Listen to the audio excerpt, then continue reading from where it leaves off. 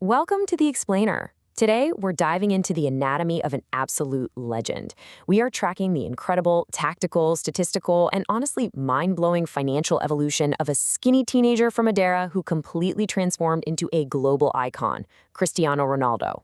We're going to look at the raw data, the strategic shifts on the pitch, and the massive financial numbers that define his career. If you've ever wondered how a player stays at the absolute pinnacle of world sports for over 2 decades, well, you're in the right place. Let's get into it. 971 career goals by mid-2026. Just let that number sink in for a second. How does a single player even reach heights like that? I'll tell you right now, it's not just about natural talent. It's about relentless, almost obsessive adaptation. To really understand the sheer scale of this achievement, we need to break down exactly how he re-engineered his entire game to stay miles ahead of his rivals, year after year.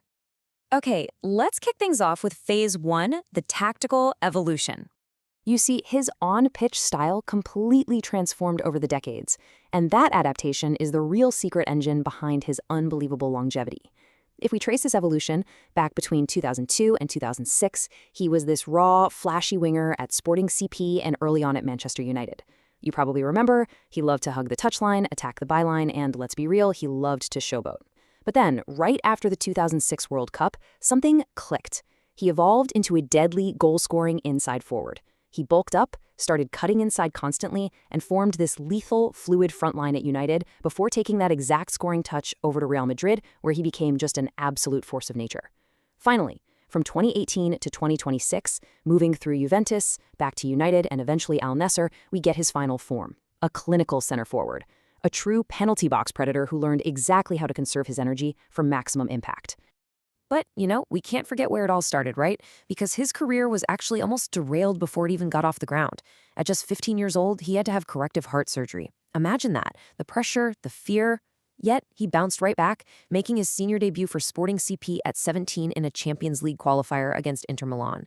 And then, just a year later, there was this legendary friendly match against Manchester United. He played so well that he literally convinced Sir Alex Ferguson to make him the most expensive teenager in UK football history at the time. That one historic transfer changed absolutely everything. Moving right along to Phase 2, a machine of goals. Now, what's really fascinating here is looking at the objective results of those tactical shifts we just talked about. The data maps his evolution perfectly. If we compare his peak first spell at Manchester United with his return over a decade later, the output is simply staggering. He went from being this high-involvement dribbler, averaging over 2,000 touches a season, to a far more efficient, passing-focused finisher, dropping down to around 1,200 touches. But here's the kicker. His shots per 90 minutes? Still totally elite. And his passing touches jumped from 58.5% to over 70%. He realized he didn't need to do everything anymore. He was letting the game come to him, acting as that lethal final touch. And even during that somewhat turbulent second spell at Manchester United, where his tactical fit became a massive talking point in the media, his underlying value was undeniable. Former captain Roy Keane really hit the nail on the head. He said, "You don't hold on to Ronaldo to sit on the bench. He's one of the greatest players ever." And it's true. He was still scoring crucial goals, single-handedly carrying the team in key Champions League moments. It just proved that his sheer willpower and goal-scoring instinct absolutely never waned. Which brings us to Phase 3, the ultimate rivalry. We literally cannot talk about this era of football without talking about the defining debate of the 21st century. It was a true era of dual dominance. You've got Lionel Messi boasting a record 8 Ballon d'Ors, that elusive World Cup, 13 league titles, and 72 major trophies. And then you have Cristiano Ronaldo with 5 Ballon d'Ors, a staggering 5 Champions League titles, the UEFA Euro, and 58 major trophies. We are looking at 2 totally contrasting hardware cabinets that pushed each other to their absolute limits.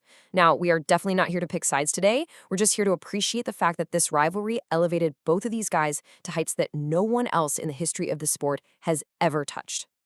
All right, let's shift gears to Phase 4, international dominance. 144. That is his record-breaking number of international goals heading into the 2026 World Cup. He surpassed Ali Daei's once untouchable record of 109 goals, a milestone that so many people thought would literally never be matched in the men's game. Just incredible. And his relentless dedication to Portugal, it's simply historic. Think about this. He is the first player in history to score in 6 different World Cups. 6!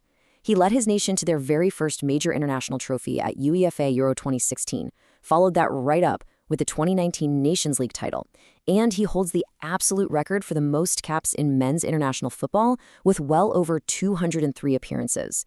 Even at 41 years old, he remains this historic, unavoidable presence on the field for his country.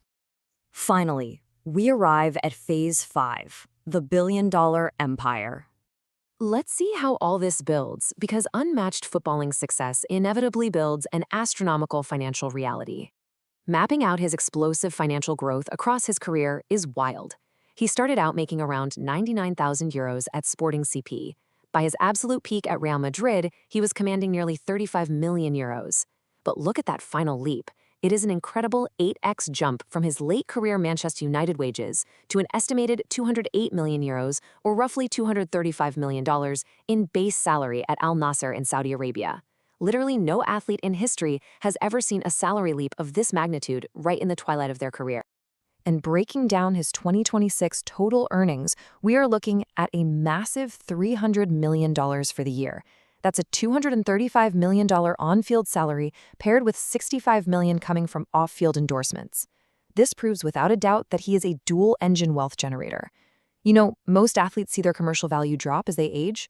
RONALDO'S? It just accelerated. So the really crucial point here is contextualizing this immense wealth. If you look across his entire career, combining his salaries and his 971 goals, he has earned roughly $566,000 for every single goal he has ever scored.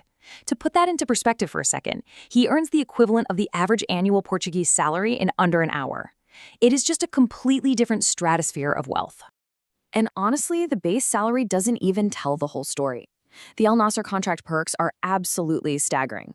We're talking a $33.7 million signing bonus, unlimited private jet access, and a 15% club ownership stake. And just to highlight the sheer wonderful absurdity of his lifestyle right now, there is an allocation of nearly $2 million a year strictly for a 16-person domestic staff. That's housekeepers, chefs, drivers, the whole shebang. It is truly a royal package for a footballing king. He is just entirely financially separated from his peers at this point. Topping the 2026 Forbes list, his $300 million is more than double the total compensation of his historic rival Lionel Messi at $140 million, and it's far ahead of boxer Canelo Alvarez at $170 million. He is quite literally in a league of his own. And that financial dominance is absolutely going to outlast his playing days, all thanks to the CR7 brand. He holds a lifetime billion-dollar deal with Nike, he's heavily invested in Pestana Hotels, Inspira hair clinics. Oh, and in late 2024, he launched a YouTube channel that completely smashed records, hitting 50 million subscribers faster than anyone in history. He's not just a player anymore. He is an absolute institution. He's proving that modern athletes are acting a lot more like multinational corporations. Which leaves us with a final thought to ponder today. Down at Al Nassr, when you take into account his massive salary, the club pays an estimated $6.7 million per goal he scores. It really begs the question, what is the true price of football immortality? We've tracked his journey from a skinny kid in Madeira with a heart condition to a relentless, billion-dollar icon who completely redefined what it means to be a modern athlete. It's a monumental legacy that shows exactly how adaptability and brand building create unmatched longevity. Thanks so much for joining me on this explainer, and keep questioning what's behind the numbers. See you next time.